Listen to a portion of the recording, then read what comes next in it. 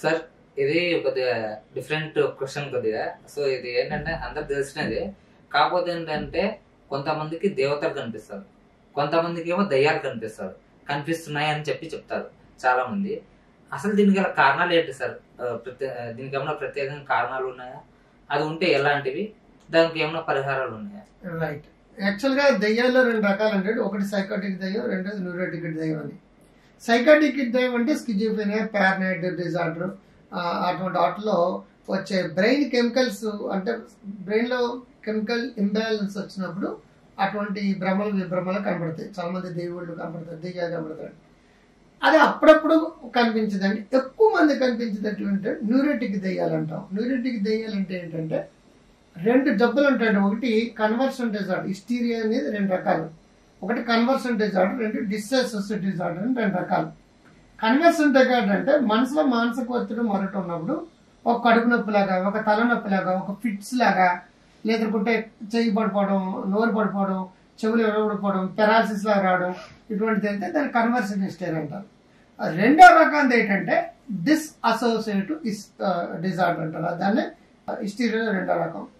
వీళ్ళకి దెయ్యాలు లాగా మాట్లాడుతుంటారు, లేదంటే వాళ్ళే అపరిచితుల్లాగా, సుపరిచితులుగా, స్థిర పరిచితుల్లాగా మారిపోతుంటారు అనమాట.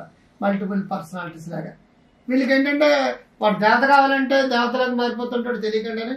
ఒకసారి దెయ్యాలు కావాలంటే దెయ్యాలంటే మాస్ హిస్టీరియా అంటే పల్లెటూరులో ఒక గ్రామ దేవతను పూజించారనుకోండి, ఆటోమేటిక్ గా మీకు తెలియకుండానే ఆ చుట్టుపక్కల అందరికీ కూడా ఆ గ్రామ దేవత పొనకలు వస్తాయి. యూజువల్ గా ఆంధ్రాలో మంగళవారం గ్రామ దేవత పూజలు జరుగుతుంటాయి.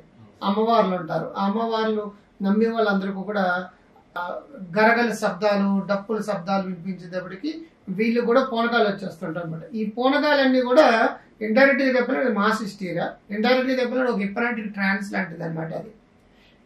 ఇవన్నీ కూడా మన నమ్మకాల మీద ఆధారపడి ఉంటాయి. మనం చూసే దాన్ని బట్టి రావచ్చు. మనం వినే శబ్దాలు అంటే గరగలు, డప్పులు శబ్దాల వల్ల రావచ్చు. 3 టేస్ట్ అండి, అప్పుడు ఇచ్చిన బెల్లం పాలకం కానీ అది ఏదో పెడతారు ప్రసాదం అంటే దానివల్ల రావచ్చు. 4 ఏంటంటే తెలియకంటేనే ఎవరైనా వచ్చి ఇలా టచ్ చేస్తారనమాట, ఇలా అంటారు, విభూతి పెట్టు మరొకటి, దానివల్ల కూడా రావచ్చు. వీటిలో ఏటితో సంబంధం లేకుండా వచ్చేది ఏంటంటే వాడు ఊహించుకోవడం ద్వారా కూడా రావచ్చు. అది అత్త కోడల మీద గొడవలు ఉన్నాయనుకోండి, కోడలకు వచ్చేస్తుంది, నేను ఎవరనుకుంటున్నావు పోలేరమ్మని నన్ను అవమానం చెప్తున్నావా అని చెప్పేసి ఫోన్కి వస్తుంది అనమాట. అది మ్యారిటల్ కాన్ఫ్లిక్ట్ ఉన్నప్పుడు కూడా ఈ దేవతలాగా దెయ్యాల్లాగా వస్తాయి. ఈ పూనకాలు కానీ దేవతలు కానీ దెయ్యాలు కానీ ఇవేవి కూడా దేవతలు లేరండి, పూనకాలు లేవండి, దెయ్యాలు లేవండి. మరి ఎందుకు వస్తుందంటే అది సైకలాజికల్ గా అనాలిసిస్ చేసుకోవాలి. అవి ట్రీట్మెంట్, థెరపీ, కౌన్సిలింగ్, హిప్నాసిస్ వీటి ద్వారా పూర్తిగా తగ్గిపోతాయి. ఒకవేళ సైకాటిక్ దెయ్యాలు అయితే కొన్నాళ్ళ పాటు వాళ్ళు సైకాట్రిక్ మెడిసిన్స్ వాడుకోవాల్సిన పరిస్థితి ఉంటుంది. ఏమైనా సరే మన సమాజంలో ఉన్న అపనమ్మకాలు కావచ్చు, మూఢనమ్మకాలు కావచ్చు, మన పల్లెటూరులో నమ్మిన సిద్ధాంతాలు కావచ్చు, ఈనాడు ఓ స్త్రీ రేపురా అని పూర్వకాలం రాసేవారు. ఇదంతా కూడా దీనికి రిలేటెడ్. అండ్ ఆల్సో మా ఇంట్లో వినాయకుడు పాలు తాగుతున్నాడు, మీ ఇంట్లో తాగుతున్నాడు, మా ఇంట్లో కూడా పాలు తాగుతున్నాడు అంటే దీన్ని ఏమంటాం? ఒకటింట్లో రక్తమో రాయబడితే అందరిలోనే రక్తం రాయబడుతుంది. ఒకటి కోవిడ్ వచ్చింది అనుకోండి, కోవిడ్ అని డేవిడ్ వచ్చాడు అనుకోండి, మొత్తం ఊరు వాళ్ళంతా నాకు కూడా అదే సింటమ్స్ నేను పోతున్నాను అంటారు. ఇది అన్ని మాస్ హిస్టీరియా కింద వస్తుంది. దెయ్యాలోటే కాదండి, వాడికి హెచ్ఐవి వచ్చిందంటే 89, 1991లో నాకు వచ్చేస్తుందని ఈ సెల్యూల్లో సీట్లో కూడా కూర్చునేవారు కాదండి, వీడు కూడా ఫీల్ అయిపోయేవాడు. సో దాన్ని ఏమంటారంటే సజెస్టబుల్ పర్సనాలిటీ అంటారు. ఎవరైతే సజెస్టబుల్ పర్సనాలిటీ ఉందో వాళ్ళకి ఈ పూనకాలు కానీ దెయ్యాలు కానీ లేదంటే ఎవరికి రాని జబ్బు నాకు వచ్చేసిందేమో, కోవిడ్ నాకు వచ్చేసిందేమో, హెచ్ఐవి నాకు వచ్చేసిందేమో, క్యాన్సర్ నాకు వచ్చేసింది, జబ్బులకి సజెస్టబుల్ పర్సనాలిటీ కారణం అండి. అండ్ ఈ పూనకాలు, దేవతలు, దెయ్యాలు కూడా దేవుళ్ళకి కూడా సజెస్టబుల్ పర్సనాలిటీ.